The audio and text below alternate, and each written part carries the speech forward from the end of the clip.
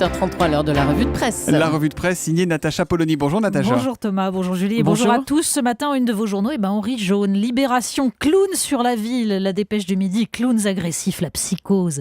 Le Parisien, ces clowns ne font plus rire personne. 20 minutes, la clownerie a des limites. Et puis, il y a les choses sérieuses et là non plus, on ne rigole pas. Le Figaro, seuils sociaux, les syndicats jouent l'obstruction, l'opinion. Faut-il brûler l'aide médicale d'État ? Les clowns et la BAC, la brigade anti-clown. Oui, alors je sais, c'est sérieux, vous n'imaginiez pas que les clowns deviendraient le sujet principal de la presse généraliste. Et pourtant, les pages événements du Parisien, 4 pages dans Libération. Parce que pour ceux qui ont échappé à la déferlante consumériste, qui avaient tenté de mettre Halloween à la mode, on vous le rappelle, les citrouilles et les déguisements effrayants, c'est pour ce soir. Et comme nous le dit très sérieusement Libé, le ministère de l'Intérieur donc redoute des débordements. Dans le Parisien, le clown professionnel Michel Lebeau s'indigne contre cette mode qui dénature le rôle de pourvoyeur de joie et de fantaisie qu'il essaye d'incarner, notamment dans les hôpitaux pour les enfants malades. La semaine dernière, dit-il, nous étions à l'hôpital de Berck. En arrivant, on nous a prévenu que 2 enfants avaient peur de se retrouver face à des clowns. Oui, la magie n'est plus ce qu'elle était. Bien sûr, le journal détaille les figures de clowns effrayants développées par le cinéma hollywoodien.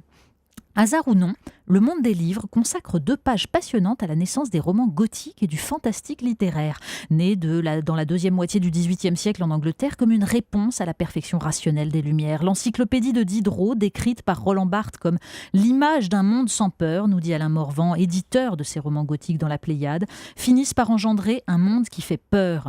Mais la fascination pour le mal est alors littéraire, médiatisée par les mots. Mais c'est tout de même un étrange écho aux analyses du sociologue David Le Breton dans Libération sur le rôle du masque grimaçant comme catalyseur des tentations enfouies ou refoulées. La carnavalisation des mœurs, dit-il, bat son plein et efface toute frontière entre le sérieux et le spectacle, entre la violence et son mime. Les adeptes de ces jeux de clowns sont de parfaites illustrations de l'individu contemporain, détachés de leur sentiment d'appartenance à un ensemble. Les autres ne sont à leurs yeux que des figurants. La modernité engendre décidément bien des monstres. On parle politique et trahison. Mais oui, celui qui porte un masque, l'acteur, ça se dit en grec hypocrite. Alors la une de Marianne sonne elle aussi comme un écho à cette fameuse histoire de masque. Photo de François Hollande et ses mots, les dégâts d'une trahison. Et d'abord un texte de Jean-François Kahn d'une violence terrible. Il évoque les réactions du Parti Socialiste après les propos de Benoît Hamon, souvenez-vous, qui prédisait un désastre démocratique. Sidérante indignation, écrit Jean-François Kahn, comment cela ne vous éclabousse pas les yeux, mais vous vivez où, sur quelle île mentale déserte? D'ailleurs, dit-il, si François Hollande se représentait, Coluche aujourd'hui l'écraserait, Zavata aussi. Oui, encore les clowns. La puissance du rejet du pouvoir en place submerge toutes les digues, prévient-il en évoquant ses voyages dans la France profonde. L'ampleur de l'écœurement justifie toutes les transgressions. Un peu plus loin, le journal fait dialoguer Bernard Maris, économiste antilibéral, et Régis Debray, qui déplore une société sans rite et sans credo, ne proposant en guise d'accomplissement que la course au fric et le chacun pour soi. C'est tout cadeau pour l'obscurantisme et le fanatisme. La France, disait Clémenceau, a toujours été le soldat de l'idéal. Elle semble, regrette le philosophe, n'être plus que le petit soldat des comptables de Bruxelles. Et tandis que Bernard Maris insiste sur le fait que François Hollande est habité par une vision purement économique du monde, Régis Debray conclut « La nostalgie n'est pas ce qui tire l'humanité en arrière, mais ce qui la pousse en avant. Il n'y aura pas de renaissance si la question du mieux reste enfouie sous la question du plus. » Régis Debray qui veut aussi réformer l'ENA. Mais oui, il propose pour commencer de rendre à l'ENA son statut de modeste école d'application de l'apprentissage des techniques administratives. C'est une urgence quand on lit cet entrefilet de Libération nous apprenant que Boris Vallaud, ex-DIRCAP d'Arnaud Montebourg, fait son entrée comme conseiller à l'Élysée. Le départ d'Arnaud Montebourg était censé clarifier la ligne du gouvernement, ironise Grégoire Bizot. Mais le mari de Najat Vallaud-Belkacem était à l'ENA, dans la même promotion qu'Emmanuel Macron et Gaspard Ganzer, conseiller com de l'Élysée. Ce monde est petit, conclut-il.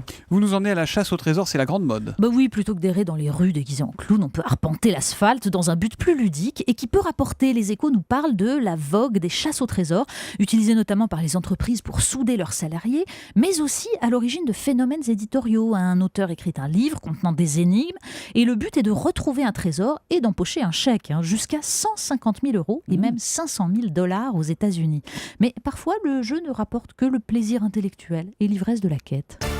On termine avec un message à une certaine catégorie d'auditeurs. Mais oui, vous avez 62 ans, c'est la quille. Vous êtes enfin libéré de la vie professionnelle et de sa sinistre routine.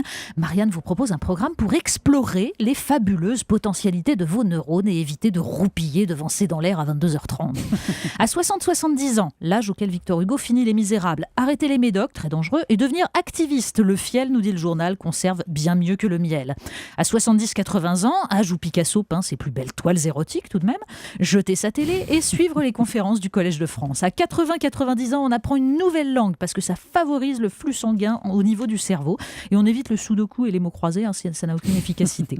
Et à 90-100 ans, âge auquel Jacqueline de Romilly publia une somme sur la tragédie grecque, on se met au Qigong, adapté au 4e âge parce qu'il se pratique assis ou couché, et on écrit ses souvenirs pour transmettre à ses descendants. Pour surmonter l'angoisse de la page blanche, nous dit Marianne, on peut même, comme Ernst Jünger, explorer quelques paradis artificiels.